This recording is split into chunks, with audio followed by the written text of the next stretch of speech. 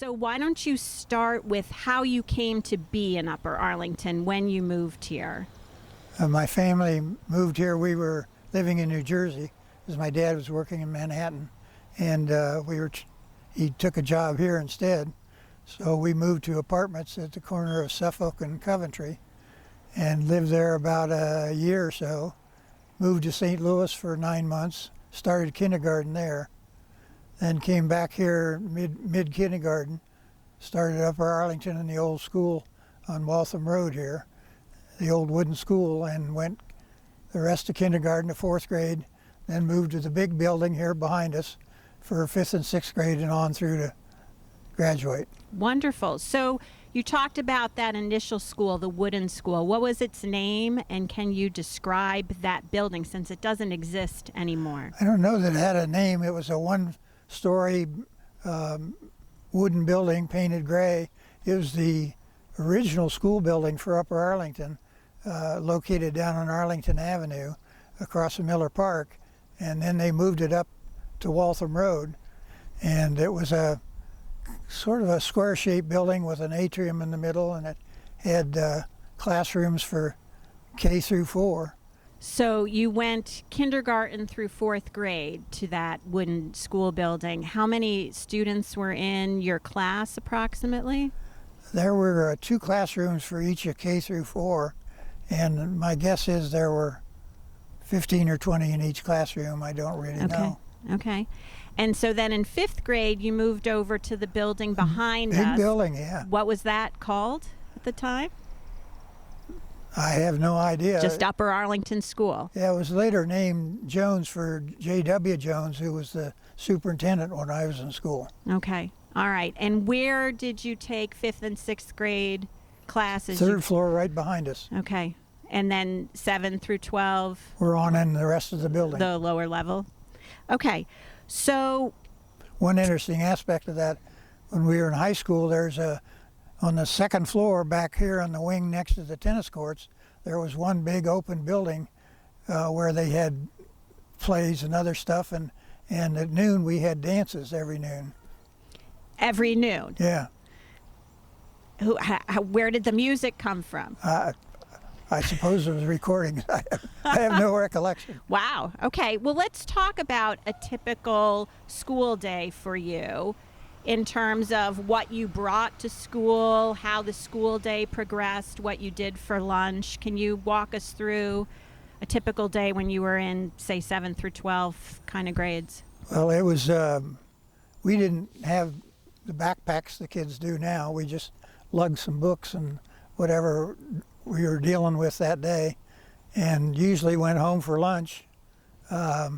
Although when I was in high school, my mom was a part-time receptionist at a clinic over at the university hospitals, so a couple days a week I got to eat at one of the drugstores along here. There were 3 drugstores along here on Arlington Avenue, one up here at Guilford, and one right here at the North Mallway, and then one down here next to Waltham. Do you remember the names of the drugstores? Yeah, it was Harrington's up there, and Boweren's here, and Kunkler's down there. And I usually went to Kunkler's because you could get, for 2 bits for a quarter, I could get a couple of hot dogs and a chocolate shake. Yeah, describe that concept of a soda fountain at the drugstore. What did it look like? Each of them had a counter with a soda fountain where they had carbonated water and so on, and the ice cream, and then they had some way of heating the hot dogs. I don't know how they did that, but anyway, it was kind of a treat. Okay. Did students do that a lot? Did they go for lunch to the drugstores? Yeah, there was a cafeteria at the school as well, but I was so close that I always went home. Okay. Tell us a little bit more about the mallway in front. Do you remember other stores that were here at that time? Yeah, right here was a Piggly Wiggly. Which is a grocery store. Grocery store, yeah. And later on, when we were in high school, there was I'm not going to come up with a name, an ice cream place where they had pointed ice cream instead of the round things. Isley's? Isley's, there it is, yeah. Okay. And then there were, I don't remember, there were various stores that came in and out. there was a tailor shop and some other stuff like that. But this was the main shopping hub of Upper Arlington at the time. My dentist was right up there on the second floor above the Piggly Wiggly. Okay, all right. So you participated in a lot of extracurricular activities, particularly sports. Yeah. Can you talk to what your after-school hours looked like? Yeah, I never figured out what kids did who weren't in sports, because I went from football to basketball to tennis, or later on I wasn't good enough in basketball, so it was football to swimming to tennis. But I never figured out what the kids that weren't in sports, what they did with their afternoons. But and there were a lot of extracurricular things. You know, we had in high school we had class plays, we had a minstrel show, we had. I was in junior high Y, and I went through the whole Cub Scout, Boy Scout series. Okay, well, let's pull on some of those threads. So football, we had talked previously about the main rival and some of that. Can you describe your experience with that? Yeah, what's now the Jones football field was our football field. It was built during the war, during the Depression, by the WPA as a project, and as a consequence, we didn't have lights. Some of the teams we played had lights, and so when we played them, we played at 8 at night, but our games here were in the afternoons at 3. And we played mostly the suburban schools. A lot of them were small at the time, Grove City and Gahanna and so on. And our experience was that generally if we were 2-3 touchdowns better than they were, and we scored first, we beat them by 2-3 touchdowns. But if they scored first, we'd play hell beating them. And my senior year, we went out to Gahanna in the next to last game, and somehow they got a touchdown early, and we ended up losing 7-0. Oh no! So it was a hard game for me because I broke my rib in the second quarter and didn't realize it. Played the rest of the game, and luckily didn't get hurt further. But that was the last game before the Grandview game. Grandview was the big. We played Bexley, and the Grandview were the big opponents. And Grandview was always the last game of the year, and it was played on Armistice Day, which was the holiday commemorating the end of World War I. And Armistice Day, our senior year, was on Wednesday. So we played Gahanna on Friday, busted my rib, hadn't gotten to play in the Grandview game the year before, so my big deal was to play in the Grandview game. Busted rib, didn't get to do it. Do you remember if you won? Yeah, we won. Well, that's good. You talked about swimming. Where did you practice? And we had no pool. We went to the natatorium at Ohio State and just practiced 2 days a week, which in these days wouldn't get you anywhere. Okay. But we just practiced 2 days a week and had the meets over there as well. We only had about 5 or 6 meets because most schools didn't swim. Okay. All right. The other, you mentioned talking about the minstrel show. Could you describe what that was? Yeah, minstrel shows were popular in those days. They were, it was kind of a variety show, and you had the master of ceremonies was called the interlocutor, which is what I was my senior year, and his job was to introduce the acts. And then you had what were called end men, who were in blackface. Totally unacceptable today, but in those days they were in blackface. I had 4 senior end men, 2 juniors, and 2 sophomores, and so in between the acts I would feed them setup lines and they would do jokes, and so that was the big deal. The minstrel shows ended about I'd say a decade after that. Okay. And the rest of that show was a variety. Yeah. People would sing. Singers, dancers, different acts. Okay. The other thing we've talked about is the high school fraternity and sorority system, which doesn't exist today. So can you describe what that was when you were initiated into that, the kinds of activities that went on? Yeah, when you came in freshman year, there was rushing like goes on in the college fraternities and sororities. At the time, we had two fraternities, the Dracs and the Bats, and we had two sororities, the Tacs and the SAJs, as I recall. Grandview had them before we did. They had two sororities, and they had one fraternity which got fairly well known around the area, which is called the Rooks, and they were a big deal. During my freshman year, some who were in the Dracs got upset because there was paddling that occurred in those days. And by paddling? Paddles, yeah. Wooden paddles. Okay. And so one guy didn't particularly, I didn't appeal to him, I guess, or maybe I did, but he was pretty persistent in paddling me, and some of my classmates got upset about the paddling and other stuff that was going on, so they decided to leave, and they went with a third one, which had just started up, and I was the last guy to leave because I didn't want this guy to think he'd driven me away. Were most students in a fraternity or sorority? Was it a popular? No, it was similar to colleges. Some did and some didn't. Okay. All right.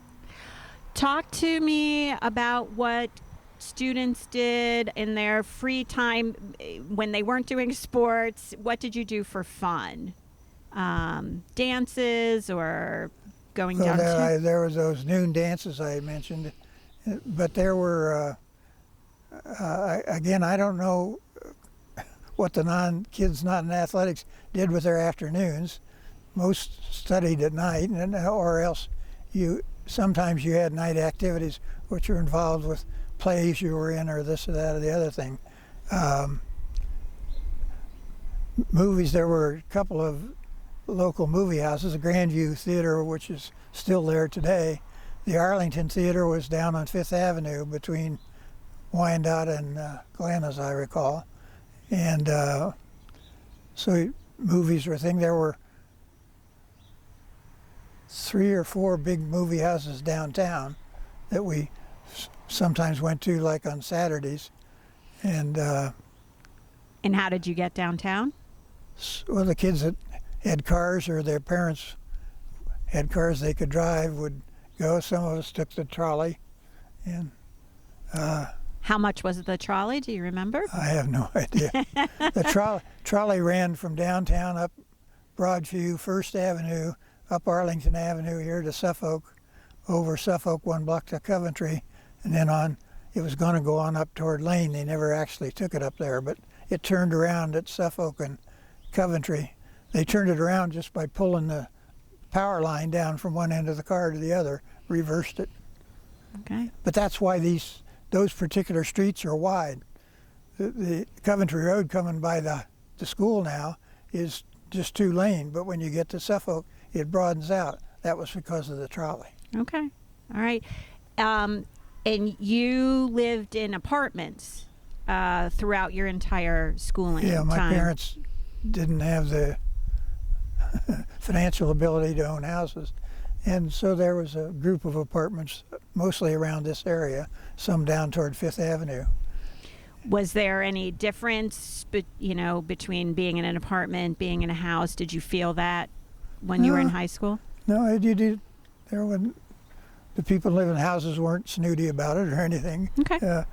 But you had different capabilities because those who lived in houses frequently had second cars and so on. Our car was a company car. That's the only car we had. And the company was okay with my mother driving in it.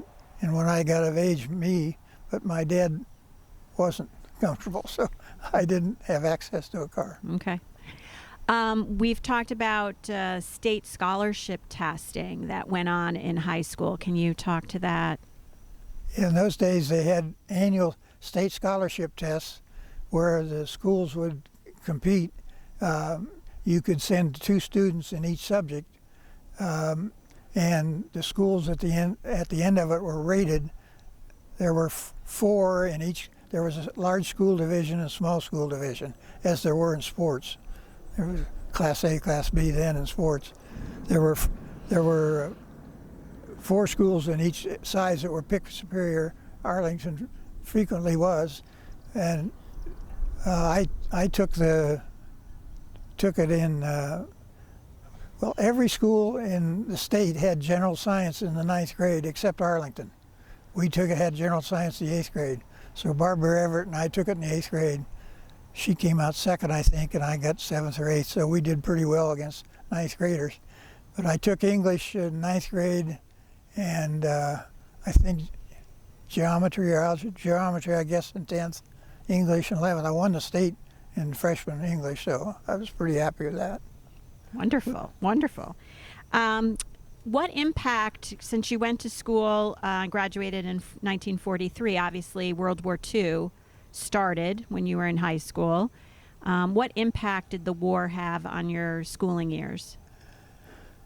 We were, of course, very aware of the war, but except for things like gas rationing and some things like that, it really didn't have a tremendous impact. I think we were more serious about school maybe than kids have been in other time frames, just because the war was going on and you knew what was going to happen to you when you graduated. You were either going to get into some subject like medicine that got you a deferment, or you were going to end up in the service.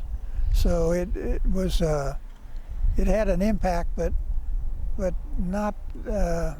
We had a really good high school period, even though it was depression. One of the things that happened during that period was that some of our faculty members and coaches went in service, and in fact, our tennis coach, the guy who was coaching tennis, went off to the service, and so they appointed a teacher to be our coach who had never played a game of tennis in his life. So my senior year, I was the team captain, so I ended up being the chief cook and bottle washer and handling the scheduling and everything else. So it had some impacts like that. So tell us what you did after graduation. Well, I had gone in the Army. You're sure I was trying to get into West Point. I wanted to go to West Point, and I couldn't. I took the local congressman did his appointments based on competitive exams. So I went downtown in my junior year and took 2 hours morning and afternoon for 2 days in math, English, and history and science. And I ended up coming in second, so I would have gotten the first alternate, except he also had you go out to Fort Hays, which was an Army base at the time, and take the actual physical that you were going to have to take. And I couldn't pass the eye exam, so he wouldn't give me the appointment. So there was a professor at Ohio State, the head of the ophthalmology or optometry department, whatever it was called, named Sam Renshaw. I think he was an Arlington resident, and he had developed a program for the Navy in aircraft recognition during aerial combat. One of the big problems nowadays, they've got equipment which determines friend or foe, but in those days it was based on the pilot determining whether it was friend or foe, and they did it by silhouettes of planes. Renshaw developed this program for the Navy where they would flash silhouettes on for a couple seconds, and the pilots would have to recognize friend or foe. And then they would, as the pilots good at it, they would reduce it to a second and a half, then down to a second, so on. Well, one of the things he found out in the process was that the pilots' eyes actually got better. If they had to be 20/20 to be pilots anyway, they'd get down to 20/15. And so he developed a program to help people improve their eyesight. And there was a doctor downtown that was doing this, and he had a bunch of machines. So I went down twice a week for a year or so to his program, and I did exercises at home. He had me wear a patch over my better eye, a black patch over my better eye, to force my weaker eye to work harder. So the kids referred to me as, my classmates, as Captain Hook because of wearing the patch. But my eyes did improve. So the next year I took the congressman's test again and I won it. And I still couldn't pass the eye exam, but he had me go back and take it again. But I had had so much improvement, I had another 4 months before I had to take the actual physical. So he gave me the appointment. And I kept taking those tests and had a very difficult experience with them, but ultimately got in. And then West Point, you were there for 4 years. When I started, it was a 3-year program because of the war. I went in July of '44. And after our second year, they decided to go back on the 4-year course. So they split our class. And essentially the younger half, which was me, got an extra year, which you weren't real excited about at the time. As a student, you just wanted to get out. But academically, it was a good thing. We had a year of law. The previous classes had a half-year of law. We had an international relations course, and so on. And what happened to you after West Point then? I went to the engineer school first, engineer officer school, and then all of our class, this was pre-Air Force. It was the Army Air Corps at the time. And about a third of our class went to the Air Corps. The rest of us ground pounders were assigned after the first year. Everybody in the class went either to Germany or Japan, except 4 of us. 4 of us were assigned to the Armed Forces Special Weapons Project in Albuquerque, which was the atomic weapons program. And so I became a nuclear officer in that, which was a 4-year assignment. The assignment as a nuclear officer included our units worked in underground facilities maintaining the atomic weapons. And because I was nuclear, it was a 4-year course, a term instead of 3. Can you tell us a little bit more about your duties, responsibilities as a nuclear engineer during your years after West Point? Nuclear officer? Nuclear officer. Yeah. We had, the atomic bomb had 3 essential components. The TNT sphere, which set off an implosion that would eventually produce the nuclear reaction. And there was an electrical harness because this sphere had to go off simultaneously in nanoseconds of each other. And so there was an electrical bay where they maintained that part of it. There was a mechanical bay where they maintained the TNT part of it. And then off and along different corridor was the nuclear section where we worked on the initiators to be sure they would produce what they needed to at the time. And it was in the foothills of the Sandia Mountains in Albuquerque, our facility was. If you knew where to look, you could look up in the foothills. All you could see was a portal and 3 fences. They had an electrically charged fence in the middle. We used to drive night guard in Jeeps with machine guns on them around that perimeter.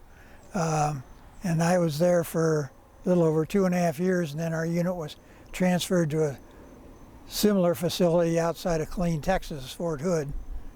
And this was before the days of ICBMs, intercontinental ballistic missiles. So it wasn't silos per se, but it was underground.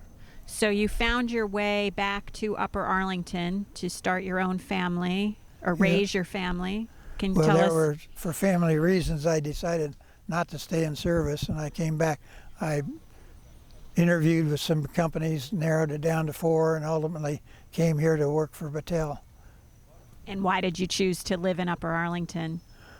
Because I'd had a great experience here, and I believed that I was interested in raising my family in a suburban situation. Okay, and you've lived here ever since? Yeah, when I first came back, I lived down in University View near Arlington, and then we moved to a house just a block and a half from here at Edgemont and Devon, and raised the family mostly there. Then when we were down to just one stepson, we moved to Canterbury, lived there for 4 years, and then built a place up across from University Golf Course.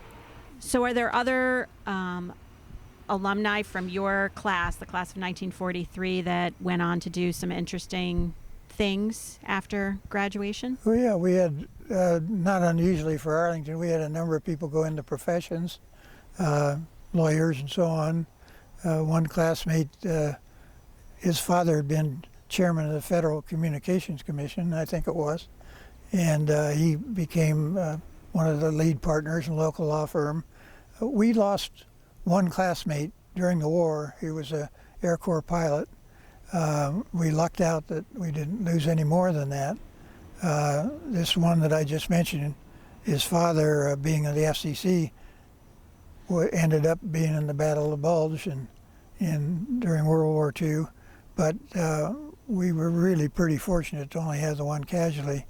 We had the one girl that I mentioned that took the general science test with me. She ended up being in Washington and having a pretty high position in Washington.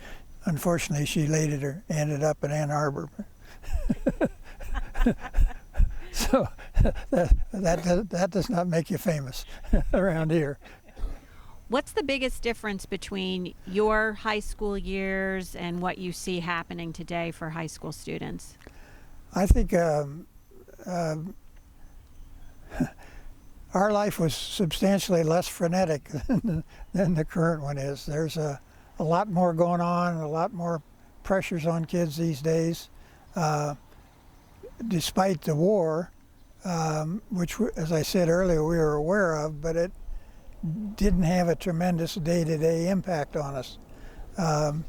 But the kids nowadays have so many different pressures on them and so on. I think it was a lot easier to be growing up then than it is today. What's a piece of advice you would give to the generation of today of students? I think I'd tell them to work on chilling out. I think the pressures are so high and there's so many of them that to the degree that they can develop a calmness and a sense of purpose, as when they can begin to develop what their purpose is going to be in life, concentrate on that and block out a lot of the stuff which is extraneous to that.